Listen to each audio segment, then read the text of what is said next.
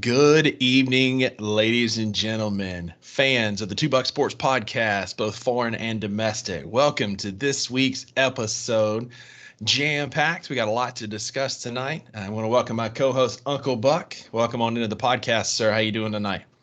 Rusty, I'm good. I am at home at a decent hour tonight. I am a little tired, but excited. I have worked every day since the last time we podcasted, except from Saturday, where I had to put on a 1-year-old birthday party. And if anybody can relate with me, you know that is work. It So, is. and special guest showed up at the birthday party. Me and Buckets got to hang out. Uh, my good buddy and my co-host drove all the way down from South Carolina for a 1-year-old birthday party, and so that is much appreciated, but not as appreciative of that as much as I am the fact that he brought Lauren with him and surprised me. So Yeah. he got Lauren to hang out for Florence, Mississippi, just to come to a 1-year-old birthday party. Yeah, he came all the way in. It was a surprise that we talked about at dinner back in the fall when this first idea kind of came up that y'all were going to do a party for Jenny. And I was out to dinner with Lauren, Stacy, and Taylor. We were hanging out, and I was like, I got a wild idea. Drew's having a party for little Jenny on the first weekend in February, and I'm going, why don't y'all go? And it did not take much arm twisting, especially when I talked about going to Russell's for a steak, eating a slug burger at Borum's with a milkshake. They were all in. Yeah, and boy, it was fun, and we had a big time. And at last week's podcast, because unbeknownst to me, Lauren was coming, but I kind of teased at the possibility of a live podcast, and Rusty never corrected me. But once I saw that we had a group of 6 and all hanging out at the house, we just decided to enjoy our time together since we only got one night. And so forgive us if we fell down and screwed the pooch a little bit on that one. If you're looking forward to it, but we'll make it up to you sometime soon. Yeah, I'm planning to come home shooting maybe in the month of May. I got a bunch of family birthdays in May. May come home for a week then, and maybe we can do like a live podcast extravaganza, and you never know what'll happen to something like that. So we'll see what happens. But yeah, I just couldn't fit it in with all the festivities, and I didn't want to give it away. I was trying to be sneaky, and I didn't want to be like, kind of can't, but we'll work it out. And so it all worked out in the end, and I've been having a great time, and always love coming back to North Mississippi. And don't let Rusty fool you. He brought Lauren because Lauren is the only human we know that's bigger than Rusty. And Rusty was preparing to fight me if I didn't give him that trophy that you see over his left shoulder right there. Oh, yeah. If I wasn't going to give it up, then he was going to use brute force, and he brought the biggest man he knows. He is not wrong. That was my ulterior motive. I had to get my trophy. It is forever etched. With 2022, Fat Drunk Thor, Rusty Witten, fantasy football champs, baby. So it is in its rightful place here in Murrells Inlet, South Carolina, where I plan to keep it for years to come. Sorry, boys. Well, I promised you that I was not going to ship it to you, so you had to come get it one way or the other. Which led to a 10.5-hour drive because I wasn't sure how Delta would feel about me putting that on a plane, so I didn't risk it. Drove down there. I ended up working out. And plus, it gives me an excuse to stop at Buc-ee's twice. So there you go. There you go. So tonight, we've really been enjoying these drafts. I dropped the ball on getting our last one posted to social media. Again, just trying to get some family time. I was not online much last week at all. But I don't know about y'all, but we're really enjoying doing these. And so tonight, in honor of this coming weekend, we decided to draft the top 10, so 5 apiece, sporting events. You're going to have to kind of dig to maybe get all 5, but I think there are plenty of good ones out there for us to talk about. So I think, Drew, we've got a pretty good opportunity here to talk about our favorite sporting events. And I believe it is your pick first this week, if I'm not mistaken. I believe that's right. And so it is Super Bowl week. It is the only sporting event that feels like a holiday. Maybe that's just me. Maybe that's just me off the top of my head. But the Super Bowl is the only sporting event that feels like a holiday, and therefore it's the obvious number one pick. I even asked Rusty, I said, we're doing this, but if you feel like we need to exclude the Super Bowl because it's just the most obvious one, I'll do it. But if not, I'm taking it with the first pick. And so with the first pick of the sporting events snake draft for the $2 Sports Podcast, I am choosing the Super Bowl. Solid pick, man. I would have been ashamed if you didn't pick it and left it there for me. There's plenty of good options out there, but I agree. The Super Bowl is kind of the one of one when it comes to sporting events. So, yeah, definitely. It's the food, it's the halftime entertainment, it's the commercials. Props on them for doing it earlier in the day because it was a 7 o'clock kick. That would make it a little bit more difficult for families, but it's just all around the best sporting event that there is. Yeah, all the pageantry around it with commercials, halftime show. Even though I could care less about Rihanna this year, it's done the best. Let's put it that way. All right, so I've got the last pick of the first round, first pick of the second round. With my first pick, I am going with, even if you're not a fan of the sport particularly, everybody at least kind of knows when the College World Series is going on. It's the time in June where 8 teams descend on Omaha, Nebraska. They try and drink the town dry, first of all. Second of all, there's some baseball that's played. And even if you're not a fan of the sport, it comes on ESPN. And I've got some beef with ESPN that we'll get into next week, just around the lack of coverage for college baseball, particularly for national brands like Mississippi State and Ole Miss. Your back-to-back defending national champs who are only going to be on national TV. And by that, I mean SEC Network twice. But anyway, we'll get to that next week. My first overall pick is the College World Series baseball championship. And that's nice of you because I'm sure this is way back in the recesses of your mind, considering you probably didn't watch the College World Series at all last year. And unfortunately, I did. As an Ole Miss fan, I love the fact that it ruined your whole enjoyment of the College World Series because your misery is just heaven for me. Sadly, it is. Yeah, but I agree with you. That is super niche. It's College World Series is a very niche product. It is a great product, and the great thing about the College World Series is that it's all day long. Mm-hmm. It rivals I don't want to give away ideas, but I mean rivals like the World Cup early on. You got your early game and your midday game and your night game, and you've got it in terms of the College World Series every day for 2 weeks if you're invested till the end. Right. It's just jam-packed, and it's baseball, so it's easy watching. You can leave it on while you work or play or whatever. It could be background noise.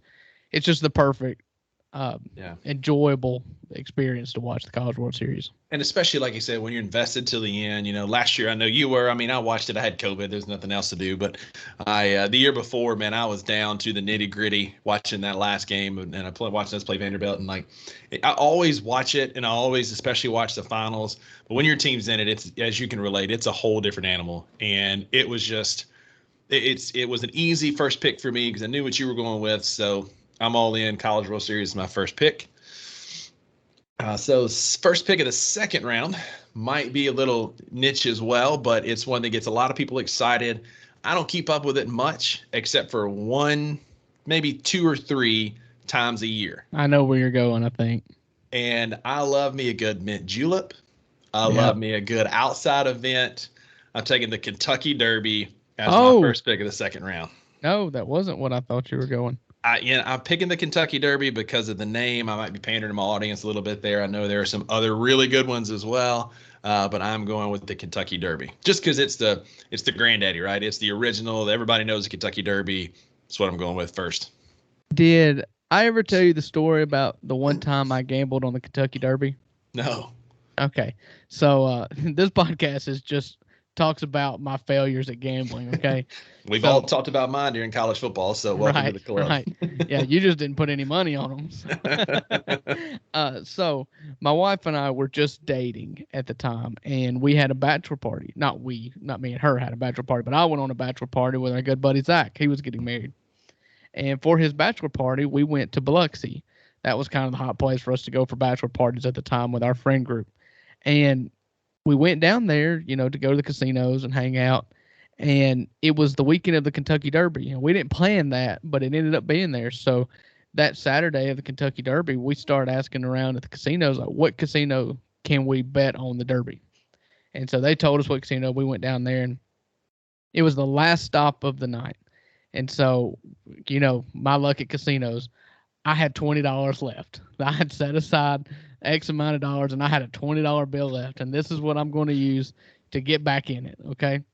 And so we start looking at the lineups, looking at the odds, whatnot. And I can't remember the name of the horse, but he was a heavy, heavy favorite. He was 2-1 odds. So a $20 bet will win you $40. I was like, okay, double my money. Okay. And so what I did first, though, is that I text Haley, my girlfriend at the time. We had not been dating just super long. But I texted her and I said, so, honey, look at the horses and pick me out a horse to bet. She said, okay. And immediately she got back to me. She said, Country House.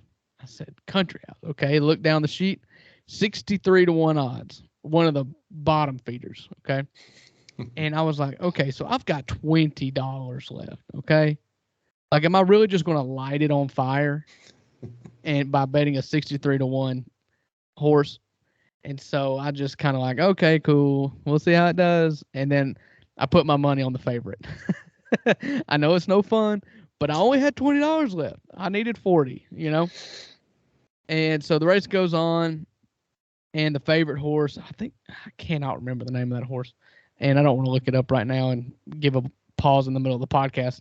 So the favorite horse is in front the whole time. I'm like, here we go. Gallop, gallop, gallop. Here we go. I start trotting in place like the horse.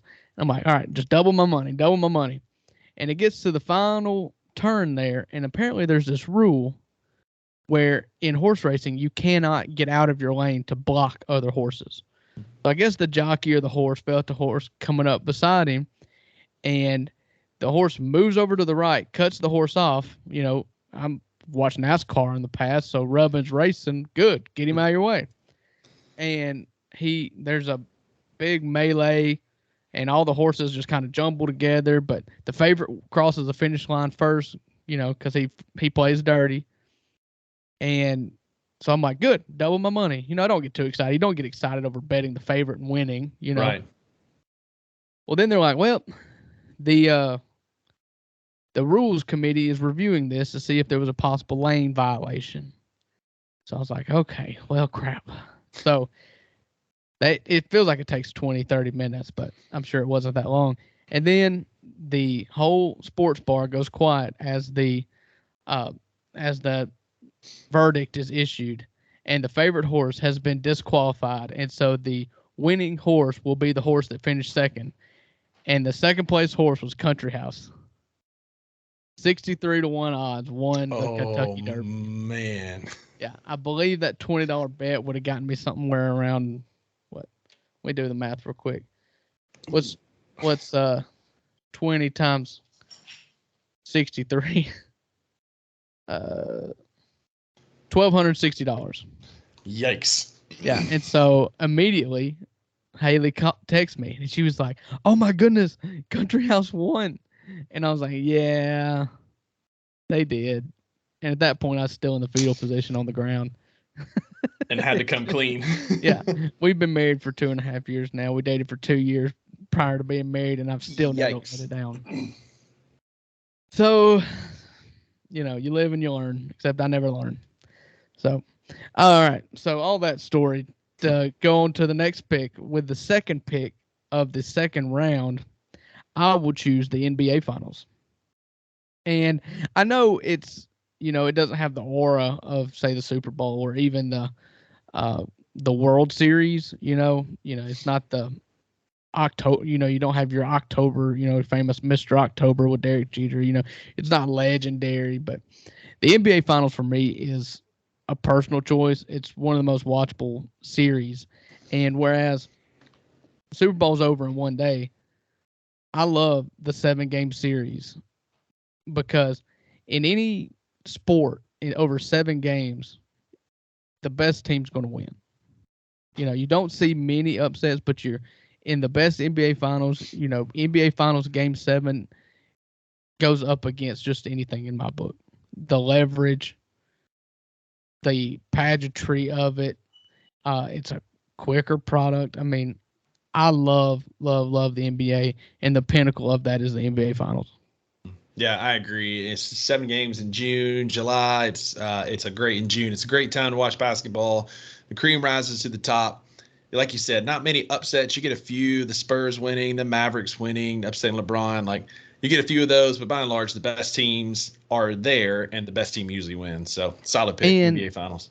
and I like it as opposed to the MLB because MLB is so dependent on a pitcher that Mm-hmm. you can ride that pitcher. The NBA, you're going to trot out the same 12 people. You're going to start most time the same 5 guys in every game, and it's all about who can counter the other one. Over a Yeah. 7-game series, you see the home field. That's another thing that NBA and MLB have over the Super Bowl. Home games, and you alternate home games. You get to see all of the different uh, coaching decisions and matchup decisions that play out over the 7 games. Yeah. So NBA Finals is my second pick. With my third pick, I'm going to go a little. There's one here that I'm sure won't get back to me, but I really want this other one because it's the perfect time of year. It's the perfect season. And there's nothing like watching sports on a Sunday. And I'm going to take the granddaddy of them all, the Masters tournament. You dog. You dog. That, like you said about the Kentucky Derby, you've got, you may only watch 2 or 3 races a year. I mean, for horse racing, I mean, there's only 3 races to watch, period. Right. But that's how I am for golf. I'm watching 4 weekends a year typically. The Open Championship that's overseas, maybe I'm not awake when it's going on, But the granddaddy of them all in golf is the Masters tournament. And it is just it's a sporting event that's unlike any other sporting events. Even in golf, it's kind of old timey feeling, and Jim Nance always has the names off all the beautiful flowers that the holes are named after, and you've got the real peaceful sauna music. It's just Right. I don't know, and that's where I thought you were going when you got the Kentucky Derby. So then I got nervous, so I had to take it in this turn. It was my next pick because there's nothing like talking about the Amen Corner on a Sunday afternoon. Again, like you said, man, it's a great sport to watch. You can hang out on the couch and watch it. You can nap and wake up and see what's still going on. It's always a fun spectacle with the azaleas blooming, and that's the greenest grass you'll ever want to see. Jealous because that was my next pick. Yeah, and there's one day we can draft our favorite sporting moments, but the Tiger at his latest Masters win is like Mount Rushmore of moments for a sports fan. And I'm not even like a golf fanatic. You're probably more than I am. You definitely play more than I do. But watching Tiger win that last Masters, man, there was just nothing like it. Yeah, I was at a bar here in Myrtle Beach watching it, and like everybody in there was tuned in. They had all the TVs above the bar on Tiger. Nothing else was on. Nothing else was going on, and everybody in the bar was invested. And when it was clear that he won, everybody was cheering. Everybody was celebrating. It was just one of those moments of sports that unites fans of all different kinds. It was really cool. Everybody loves a good comeback story, and Tiger Woods had the greatest comeback story of them all. Yeah, I don't disagree. Solid. All right, so my next pick, I've got the last pick of the third, first pick of the fourth. With my third pick, I'm staying in the baseball lane, and we've already talked about it some, but I'm going with the World Series, man. Nothing like October baseball. Like I said, the stories, the original Mr. October, Reggie Jackson for the Yankees, then Derek Jeter, Mr. October. You got Choptober a couple years ago for the Braves. There's just so much. There's something magical about the World Series in October. When the Cubs won in 2016, I stood in my living room, and I can comfortably admit to you and all of our friends here that I cried. First Cubs World Series in my lifetime, last one since.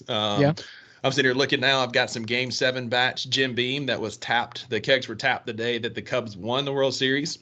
And so it's kind of a catch-22, right? Like right now it's gaining in worth because we're not winning World Series. If we win one, you pop it open and it's not as big of a deal. But so the World Series, the pageantry, everything that goes on around it, Big fan of the World Series. It's my next pick. Okay. You've got the College World Series, the Kentucky Derby, and the big World Series. Major League World Series. And then my next pick, there's a couple that I won. I'm going to risk one of them because I think it'll still be there when we come back around. And I am going with my fourth pick. So there's definitely, you're either one or the other here. And there's an argument to be made for both.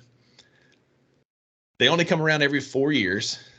But the one that I look forward to the most, and I enjoy track, I enjoy weightlifting, but I'm going Winter Olympics. And I know that may not be the most popular, but man, like you get hockey, you get speed skating, you get people jumping off the side of a hill on skis, you get the snowboard half pipe. I like to watch them cross country ski and shoot their rifles. There's nothing to me more adrenaline packed. I've already mentioned it, but the speed skating, man, those cats flying around that ring. I mean, just wide open on those little bitty skates. I love the bobsled, the luge, anything that involves outdoor winter sports. I'm all in. Winter Olympics is my fourth pick. Man, I cannot believe that I didn't have that on my list. It just slipped my mind. And you're right. I agree with you about winter being better than Summer Olympics because Summer Olympics, what gets people going are track and swimming and gymnastics. And whereas I watch all of that. Sure. They do pale in comparison to speed skating. Yeah. I don't watch the hockey that much, but the best Winter Olympic sport is any of the snowboarding or skiing events. I love all of them. The half pipe, the long jump, the trick jump, the slalom all of them. Yeah. Great.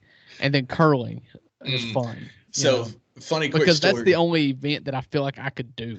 Right. And so funny quick story. Being here in Myrtle Beach, we get a lot of snowbirds from Canada that come down here and continue their physical therapy or do PT, recover from surgery while they're here, not on the ice in Winnipeg, right?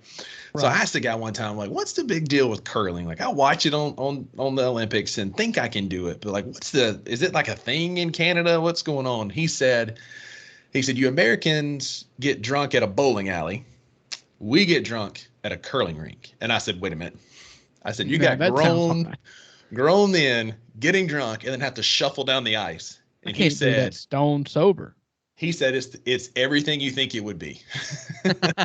Okay. You know what? I think that's an option for some video content. We just load up buckets here and I get to film him trying to push a puck down a piece of ice. I think they do it in Tupelo or Olive Branch. So next time I'm home, that sounds like a Patreon thing. There we go. And so, all right. So Rusty's got the College World Series, the Kentucky Derby, the MLB World Series, and the Winter Olympics. And I have got the Super Bowl, the NBA Finals, and the Masters Tournament. And I've got two picks here that are going to close out my round. And I've got I'll be honest with you. If I could have picked 5, I'm going to have my 5. I could have put 5 things on a list and gotten all 5 of them. So with the 4th pick, I will take the college football playoff. To me, I just feel like I keep on hitting. I just keep getting layups here. I don't know why you didn't pick that. Because you were Mr. College Football Playoff. I'm the guy, the curmudgeon over here saying, don't expand it. Just leave it at, 4 or 8 teams. Let's not water down the regular season. But I can't deny that it's a good product. And out of the 4 semifinal games, typically, or the 2 semifinal games, typically you're going to get good games unless they put in a team from the Big Ten. Yeah. And the finals are typically always good. So, yeah. And it's like I said, college football is my favorite sport. And it's the championship.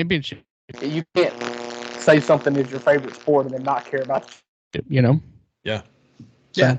No doubt, man. And it's on my list. It was something that I had definitely considered, but it just wasn't. It was just outside of my top 5. It would have been one that I might have taken with my 5th pick. I kind of debated back and forth about it in the World Series, but I'm happy with my pick, and I'm happy you got it. Maybe you're coming around to the idea of expanding the playoffs. I'm for expanding it to 8, and I'm hard. That's a hard line for me. No. Don't go more than 8. I agree. I think 8's the sweet spot too, but we can get into that in a future episode. But I agree. College football playoffs is the best sport, and it's this year we actually had the best semifinals. Maybe not so much the final wasn't as good this year, but we had the best semifinals this year. But I'm telling you what, if you give me 2 great semifinal games like we had this year, I'm okay with the championship game being a dud. I felt like I got my money's worth on that one Saturday or that one New Year's Eve. Yep. I got my money's worth. All good. Sure, it would have been nice for Georgia TCU to be a little bit better, but Georgia, Ohio State, and Michigan TCU were incredible. Yeah.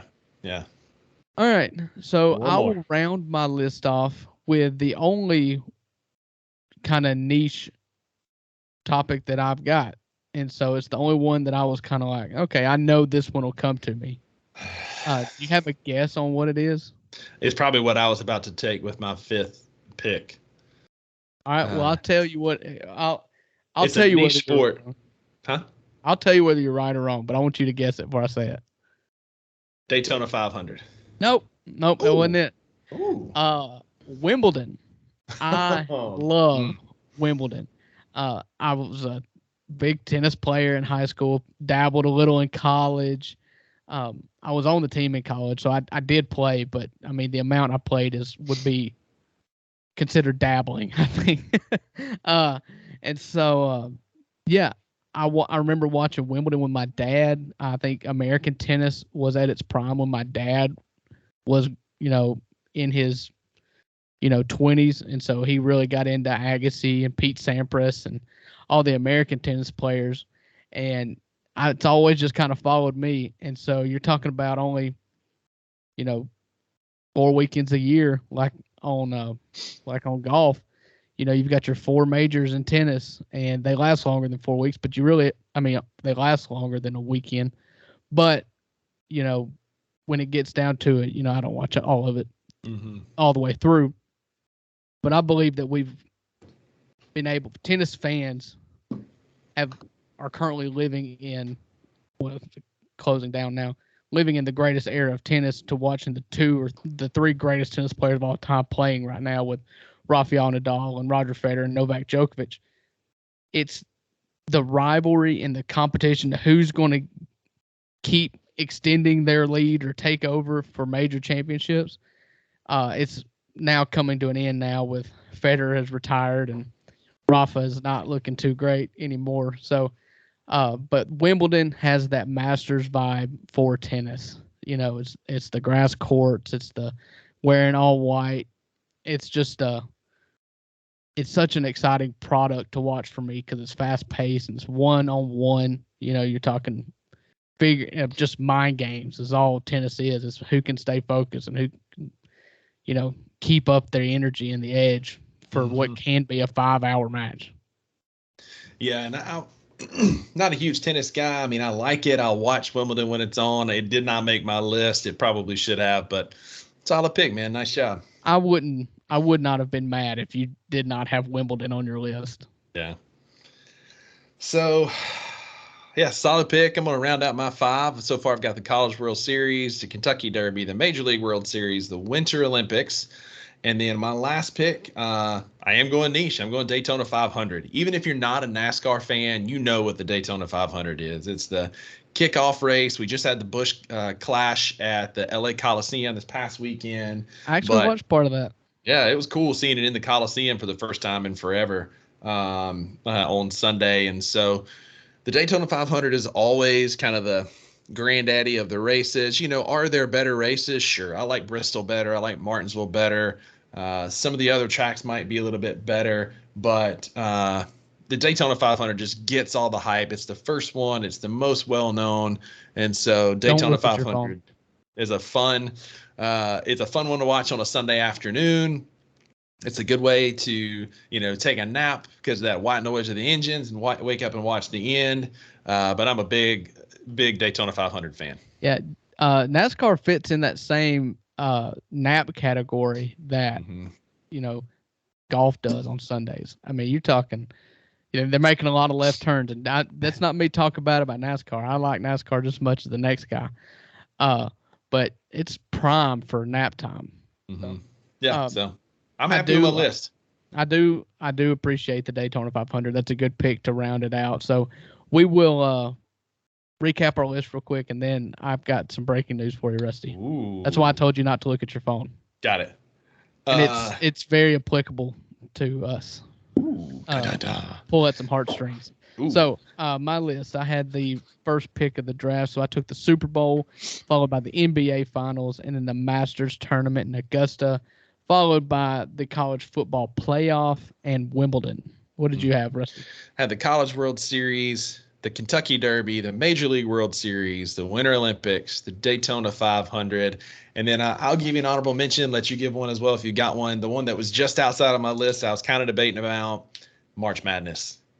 Like, even if you're not a college basketball fan, everybody fills out a bracket. Everybody gets all in. That's probably one that should have been on one of our lists, but it was just outside my top 5. I'm happy with my list, but March Madness gets my honorable mention. Yeah, that is solid, and it slipped my mind, if I'm being honest. I'm running on fumes right now. There's very little preparation done. I'm writing down ideas as you're making picks over here. And so, March Madness is absolutely one, and like I've told you before, the problem with March Madness for me is that the most entertaining part of March Madness is the first 2 weekends when you've got the upsets. Mm-hmm. Then it turns into college basketball again. Right. So exactly. All right. For the moment we've all been waiting for, we've got Breaking our first news. blockbuster trade in the NBA. Da-na-na, da-na-na. It does not involve the Grizzlies, and so you can put your mind at ease, or maybe that makes you mad. We'll get to the Grizzlies. We'll get to that. However, it does involve a former Grizzly, one that we know and love. Oh, so, no. Where are they sending? The Minnesota Timberwolves are sending Mike Conley, James Vanderbilt. Wait, sorry. hold on. Start over. The Minnesota Timberwolves. Mm-hmm. Wait, he doesn't play for Minnesota. No, he plays for Utah. Yeah. So it's a 3-team trade. Okay. So this is, Woj and Shams, they race to get these out quickest, and he's made some mistakes. Oh no. I saw some chatter this afternoon. Oh man. Yes. And so the Lakers, Jazz, and Timberwolves are finalizing a trade to send D'Angelo Russell, Malik Beasley, and Jared Vanderbilt to Los Angeles Lakers. Russell Westbrook and a first-round pick to Utah, and Mike Conley and a second-round pick to Minnesota. So it does suck because I don't like Minnesota, but I would not cheer for the Los Angeles Lakers. And I've done this before with Marc Gasol when he ended up a Laker, and it hurt me. I'm so glad that Mike Conley is not a Laker. Of those teams, that's the least. Like, I can root for him a little bit there. I don't care for Minnesota. It's a good situation for him. I think it makes Minnesota. They lose some, but I think losing D'Angelo Russell is huge. But I think he can help distribute and facilitate and make Ant and Cat 3-letter players. Anyway, I think he can make them both better. Russell Westbrook is just a journeyman now, and Malik Beasley was a name that the Grizz were interested in. So. So it impacts us because, like you said, of Captain Clutch and Malik Beasley. But that's wild. Yeah, so Minnesota gets better. D'Angelo Russell has been playing a lot better, but the problem with that team is that they did not have a point guard, a true facilitator. And in Memphis, they like to call him the conductor, and Mike Conley didn't like that nickname, so it fell by the wayside. But he was the guy that was out in front that set everything up. And Mike Conley also obviously has a previous relationship with Rudy Gobert, who I think is a loser, maybe not as I think he's a loser as a person, but he's also a losing basketball player because when it's crunch time, you're in a 7-game series, like I said, every team just takes him out of the ball game. They just scheme him out of the ball game, so he sits on the bench the whole time. But what Minnesota needed was somebody to get the ball rolling and get the ball to Ant and get the ball to Cat and get the ball to Gobert when the pick and roll. For whatever reason you need to. Yeah. So I think they got better. They've been struggling around 500 all year. Yeah. The Lakers end up with a D'Angelo Russell reunion Mhm. You know, they drafted him second overall back in the day. They get shooting help with him and Malik Beasley, and Jared Vanderbilt's a lockdown defender. Yeah, And the so Lakers got better in that trade, a lot better. the Lakers are sitting at 13th, 12th or 13th in the league right now, in the West right now. Yeah. And so they're trying to win now. And luckily for them, there's a log jam in between them and like 3, honestly. Yeah. And so they're going for it, as you should, when you've got LeBron James, the NBA's scoring leader of all time. So yeah, the Lakers are only 6 games out of third place, so this definitely puts them right in the hunt for a middle seed. What are they from the 10 seed? From the 10th seed, they're 2 games. They're 2 games behind the Jazz, who got I don't think they got drastically worse. Yeah. You know, they lost Conley and their best defender. They lost Conley, Jared Vanderbilt, and Malik Beasley, and in turn, they got back Russell Westbrook in a second round pick. So it's clear that the Jazz are now tanking and blowing it up. Yeah, and you know, they were the spunky team, and they were the team that was expected to blow it up, you know, and go take for Wembanyama, and so they've just really done it too late. If this was what your goal was, of course, when you're winning, you keep winning, but now they're losing, so I guess punt. Yeah, so that hurts. Yeah, that does. It doesn't. I mean, we're fairly solidly in the second seed right now, but it's definitely going to make if we draw the Lakers in one of those first couple rounds, it makes that a lot tougher because they have some dudes now. Yeah. Well, since we're talking NBA trades, let's just hit the NBA, and at the end we'll Super Bowl. Hit the Super Bowl. Okay. Yeah. So yesterday, was it yesterday or was it Monday? Yes, I think it was yesterday. The first blockbuster trade. It broke Monday. It was finalized last night. That's right, because he's going to play tonight. Kyrie Irving, who fresh off asking for a trade again, which I think is the second or the third time from Brooklyn, requested a trade from Brooklyn and got traded this time to the Dallas Mavericks to pair him up with Luka Doncic, who is the highest volume, bona fide superstar, top 5 player in the league, Luka Doncic. And you're going to pair that up with Kyrie Irving, who is one of the most dynamic scoring point guards, creative point guards the NBA's ever seen if he would just stay out of his own way.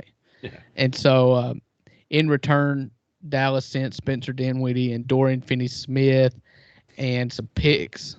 And so did you have an immediate reaction to that trade when you first heard about it? Dallas got fleeced. I mean, Kyrie. He's one of the best ball handlers in the league. But, I mean, I'm a big Spencer Dinwiddie fan. I think they gave up a lot of young players, draft picks for a guy who clearly has an ego issue. I think Dallas is not necessarily better because of this. I think that, I mean, the Nets got a little bit better with Spencer Dinwiddie, and we'll see what Kevin Durant does. But did you happen to see Kyrie's statement today? Oh, where he deleted his apology for the anti-Semitic.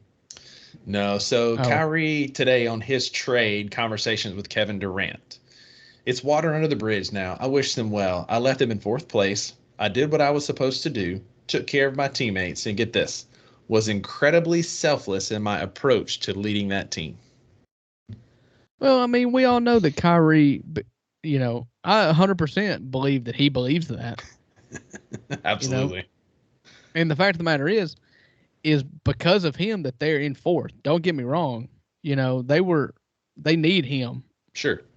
And so, you know, he did what he was supposed to do. The thing he didn't mention is he did what he was supposed to do when he showed up. Right. And when he could play. Yeah. You know, I mean, he missed games because he recommended a movie that degraded Jews, and he had to sit out, you know? And so it's kind of hard to, you know, it's really easy to find holes in this for Dallas. For Dallas, to me, I think they got fleeced. It makes them, it's a boom or bust. Anytime you're on a team with Kyrie, it's boom or bust. And there's been rumblings this year and over the past little while that Luka has been frustrated with the fact that he doesn't have a 1B or a number 2, you know. and he is by far the highest usage player in the NBA. The ball's in his hands all the time. The Mavericks are 0-7 when Luka doesn't play. The team around him stinks without him. However, they were really good as a unit. And Spencer Dinwiddie is very good. And Dorian Finney-Smith is solid. And Kevin Durant can probably sleep well at night knowing that he doesn't have to worry about whether or not Kyrie's going to, go on a hunger strike or not. And he's got role players around him that when he gets back from his injury, he can step right in and he can be the alpha that he was before. And he's got plenty of options to kick around to. And I also think this works out well for the Grizzlies because in the past, the Dallas, I think, is won the last 5 against the Grizzlies, 4 or 5. The Grizzlies have no answer for Luka and the Mavericks. And a lot of that is because they've got the size to throw at Ja. They can slow the game down and they've got size. Well, now who's going to guard Ja? Because Dorian Finney-Smith was that guy. And Dinwiddie was a big guard you could throw at him. And so you're going to tell me that Kyrie Irving is going to do it? I don't see anybody that can stop Ja. And when you're in the NBA, you've got to stop the other person's best player. That's priority one in every game. And I don't know if they've got anybody to stop him. So I agree, and I think that this helps us a little bit in our division. I think that in terms of at least the Grizzlies, the Mavericks got worse. I think they gave up an awful lot. Like you said, they're clearly going all in. They're pushing their chips in on this year to try and make a run, especially giving up some young players and some picks for a guy, like we said, may or may not be there long term. So it's an interesting trade. Mark Cuban was all about it in his interview. We'll see, man. I'm not as big of a fan of it as he is, but I guess we'll just it's one of those things we have to wait and see how Luka and Kyrie mesh. And make no bones about it, this move was approved by Luka Doncic before it was finalized. Absolutely. And so when you're worried about whether or not your star is happy or not with this current situation and the role players around him, which make no bones about it, Spencer Dinwiddie and Dorian Finney-Smith are role players. Yeah. And not by any means, untouchable when it comes to trades. When that's on the table, you go to Luka and like, would you rather have these guys or would you rather have Kyrie Irving? And you let Luka make that decision. And so hopefully that bought them a lot of goodwill with Luka. And we've seen how good Kyrie Irving can be as the second option. He won a title with LeBron. They've been really good in Brooklyn when he plays. And so he's up for an extension this year or this offseason. So if he pulls another stunt, he's not going to get the money that he wants. And so I was listening to Kendrick Perkins, and he was, they were saying, he was saying, he's going to be fine because everybody knows you got to play for that money. Yeah, it's that contract year. So we'll see how it works, but it's definitely pushing the chips all the way in for Dallas. Absolutely. So we'll see. Grizz have them coming up in a couple of weeks after the All-Star break, so we'll see what happens with that. But speaking of the Grizz, I think we need to make a trade. Hot take, I like the guy. He's been good for us. Drew, we've talked about this a little bit. I'm kind of leading off with this. We've been struggling a lot lately, so we got a microscope on us. People see kind of the villain that we can be sometimes, being in that limelight. You have an incident like you had against the Cavs, and Dillon Brooks is out here Draymoning folks and hitting them in ways that they shouldn't be, especially when the offensive output is not there. Like we were talking about last night, he's Tony Allen, but worse because Tony at least didn't shoot. Like he couldn't score, so he didn't shoot. Dillon gets that ball, and I've talked about it on this podcast, and tucks it under his arm and runs at the goal like it's a football, and it drives me freaking nuts, man. I'm kind of over Dillon Brooks and his time in Memphis, and I think if we could package him, Danny Green, and some picks, I think there are some very attainable guys out there that make us better and can help solve some of our perimeter scoring and perimeter defense issues. Yes, I'm all the way in on trading Dillon Brooks. I've been this way for a little while, although after that first Cavs game where he blocked what's his name? Yeah. Darius Garland. Thank you. At the buzzer, I was like, okay, I'm in. He's an elite defender, whatever. I don't care. I'm back in the same camp I was right before that, where he takes too many shots and he misses all of them. Yeah. And you've got a blossoming superstar. You've got a bona fide superstar in John Morant. And Jaren Jackson Jr. is playing the best basketball of his career and is a first-time All-Star this year. And Dylan Brooks is, on most nights are out shooting both of them. Right. And he's not making anything. He's a bad offensive player to start with, and he is in the worst slump of his lifetime right now. And interesting stat for you real quick on that. Just real quick, just to kind of bolster your point, then I'll let you keep going. Sorry, but he's played in the 14 games he's played this year in 2023. He has broke 40% shooting 5 times. So how many games? He's played 14. I think it's 14. No, he's played more than that. It may be the last 14 games. Maybe, but he's only in the calendar year of 2023. I know that in this calendar year, he's only broke 40% shooting 5 times. And that's awful. And that's 40% from the field. He shoots a lot of layups. That's awful. And it's bad. I was watching the Grizzlies game last night, like I do most every game, and you could hear it. The headline was Dylan Brooks gets booed at home. It didn't feel that way. I felt like that was overblown a little bit. Yeah. But there was an audible groan in that third quarter when we were dragging so bad and getting beat by the Bulls at home. And there was an audible groan every time he shot the ball. And, man, he just kept doing it. And in the fourth quarter, they put him back in, and he quit shooting for a long time. What happened is that they started force feeding Jaren Jackson Jr. the ball, which is what for we the need first to do. time all season. That's they what we need to do. Force fed Jaren Jackson Jr. the ball. They overcome it was around 10-point deficit at that point, and they ended up winning by 10, 12 points. Yeah, and it's because they force fed Jaren Jackson Jr. the ball in the fourth quarter, and Dylan Brooks didn't take any shots. But there was a key possession right there in the fourth quarter where I think the Grizzlies were up 5, and Dylan takes a 3. And as the ball's in the air, you can see everybody in the crowd just throw their head back, and he hits it. Mm-hmm. And that put him from 1 for 11 for the game to 2 for 12. Right. And, of course, Dylan at that point is like, I got it, Mm-hmm. But if that shot misses in that critical portion of the game, you're talking about the roof coming off that place. And then that's when it gets ugly. Yeah. And so you've got to trade Dylan. I don't think he is. The problem is there's no depth. So if you go back and look at last season, wing depth for the Grizzlies, we lost Kyle Anderson and we lost DeAnthony Melton in the offseason. Traded DeAnthony, let Kyle walk in free agency. Which there's a reunion there with Kyle, or 2 Grizzlies, I guess. Kyle's in Minnesota now. Kyle and Mike are there. That's true.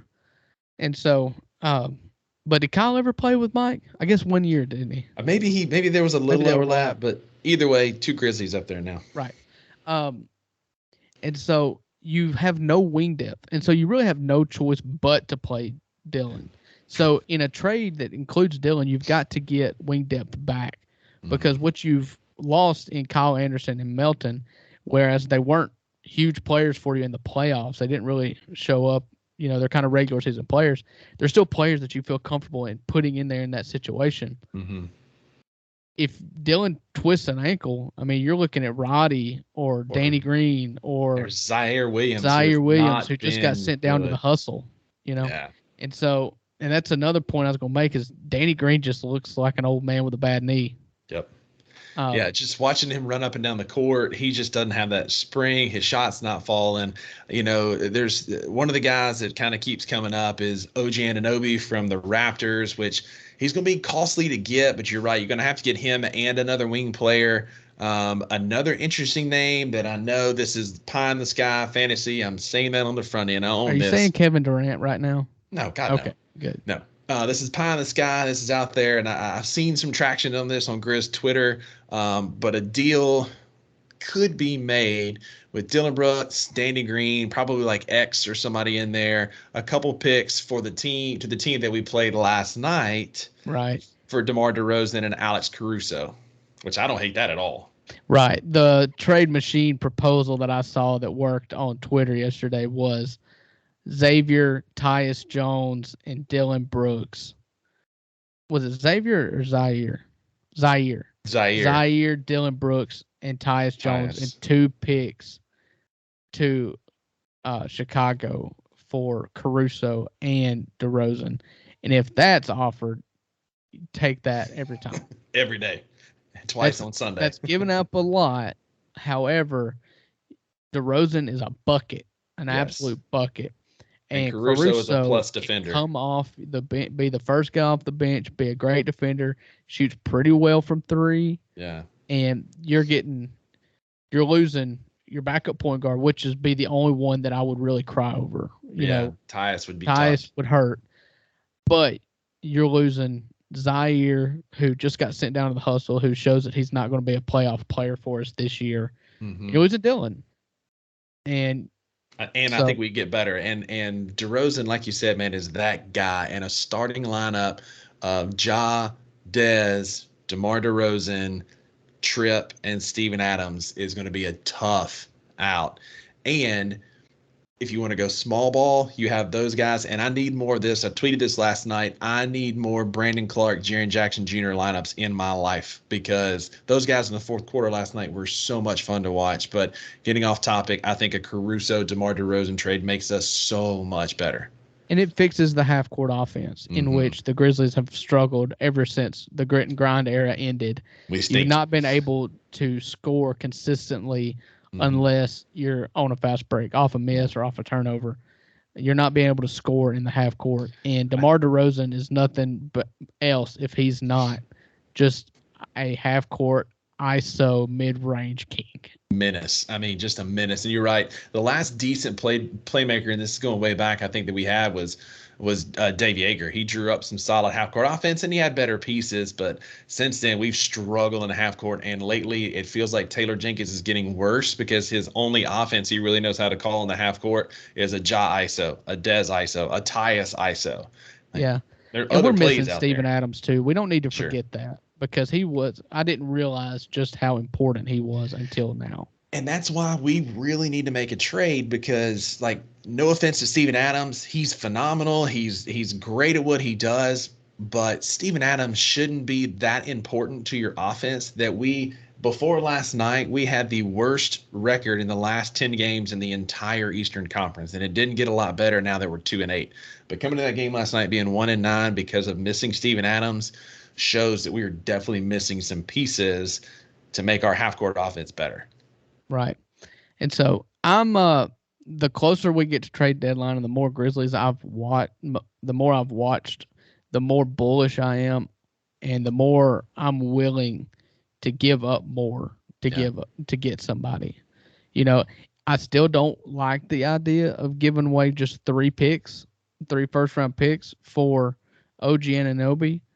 But if you could get him for 2 first and Zaire, and say that's 3 first-round picks, since he was just a number 10 pick last year, you know, I'm good with that, and see what you can do. What's interesting is it seems like Toronto may be trying to get better. There's a lot of trade rumors out there that they're going to go try to get Jakob Portal from San Antonio, which would be now, you know, Jakob Portal is most famously known for the guy who continues to get dunked on by Ja. Yeah. And so they're sitting around the middle of the pack in the East, and they've got 2 directions they could go. I don't see how you can make a trade for Jakob Portal and then also trade away Gary Trent Jr. and Van Vliet and OG Anunoby in the same breath, you know. Yeah. And, you know, OG Anunoby, like, who would come with him? I don't know that you can get Gary Trent as well, but you'd need a little bit more help. That's why I'm like, the more I've seen people kind of mentioning, and I don't know how much traction it's getting with the front office, but I like the DeMar DeRozan trade a little bit better, but I wouldn't hate the OG Anunoby trade because it does address issues that we have. The sample size with DeMar DeRozan is a little bit better and are bigger, I guess. Oh, yeah. He's an all-time great offensive players. And so, anyway, that would be my preference, but I don't hate a combination of, OG Anunoby, maybe a Van Fleet, Gary Trent, something like that. And we work out a 3-team trade with Chicago and with Toronto, and we somehow end up with Van Fleet and DeRozan. I don't know. Oh my gosh, you're getting way too. That's fine.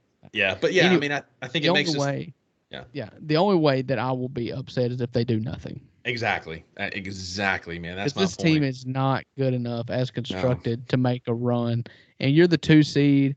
And I know I've been guilty of looking at the future too much. Mm-hmm. We've got an opportunity right now. We have a championship window. We are in a championship window. Yeah, and it's the start of the window. Absolutely, but it's the only portion of the window that includes Ja Morant on a rookie contract. And that's the thing, because after next year, our payroll is going to get real slim. And so if you're going to make a move, now's the time to do it. So you can structure the contracts to make it work in the future. And this is the start of what could be our championship window. I've said this on here. You and I have talked about this. We agree. Like, I don't want to look back 5-6 years and be like, man, that was the year. Those 2 were the years that was our time to do it. And we did nothing to get better. So I'm all in on a trade. All in on Dylan Brooks being gone, but just give me some half-court offense and some perimeter defense. I like it. Like it. I'm in total agreement. So Sunday is the granddaddy of them all. We got the Super Bowl. We've got a bunch of commercials to watch. We've got Rihanna, and we also have a game that features the Kansas City Chiefs and the Philadelphia Eagles. So I guess just to get the ball rolling on this, do you have a favorite yet? I do. So I was looking at the stats in the line earlier. The Eagles are still a 1.5 favorite, which hasn't moved much. It hasn't moved much. The over-under is 51. The money line is minus 125 for Philly, plus 105 for Kansas City. I'm still in on the Chiefs, man. Until Pat Mahomes proves to me that you can't bet on him in the playoffs, he's playoff Pat, man. He is a solid quarterback, especially he's had 2 weeks to get healthy now, get that ankle feeling better. Travis Kelce's had 2 weeks to get better. But we talked about him after the AFC Championship game, and I think the difference maker is going to be Chris Jones. If Chris Jones can make a dent against that stout Eagles offensive line, I think the Chiefs are gonna win. Right now, feet to the fire, make a pick. I think it'll be Kansas City 31, Eagles 28. If I had to pick a score, I think the Chiefs are going to find a way to win. Yeah, it's hard not to. I also just find myself thinking that as a team, Philly just has a better squad. The problem is they don't have Patrick Mahomes. That's it. And that's no expert analysis needed on that. I still don't know who I want to win or who I think will win. Yeah. Like I said on the last podcast, I spent a number of years hating the Eagles because I loved Eli Manning. I don't have that conference hatred for them anymore, or that divisional hatred for them anymore, but it still lingers a little bit. But I also love A.J. Brown almost as much as I love my own children. So what do I do? And Rusty, tell me, help me. Well, clearly the city of New York isn't that mad about it. I meant to talk about this on our podcast a couple weeks ago, but they painted the Empire State Building green and white in honor of the Eagles making the Super Bowl in New York City. If I was a Giants fan living in New York, I'd move. What in the world? Yeah, that's like the most iconic building in the United States, and it's right in the heart of New York City, and they celebrated a win by division rival. That's the hated Philadelphia Eagles. Like, it wasn't even like, like the Washington Commanders made it, and they hadn't made it forever. Great job. Like, it's the Eagles that nobody but Eagles fans even likes outside of certain players. And right. I'm kind of like you. Like, I usually go with the team that has more Mississippi State players. They both have 2 this year. I like a lot of what the Eagles have, but I agree, man. Pat Mahomes is the difference maker for me. Yeah. I think I'm just going to watch it and hope for a good game. That's typically what I do. I root for chaos and I root for good football, if I don't have a rooting interest. And so the only way I will be upset is if the game sucks. Mm-hmm. I think it's how I'm going to view it. Looks like I'm going to watch it at the house.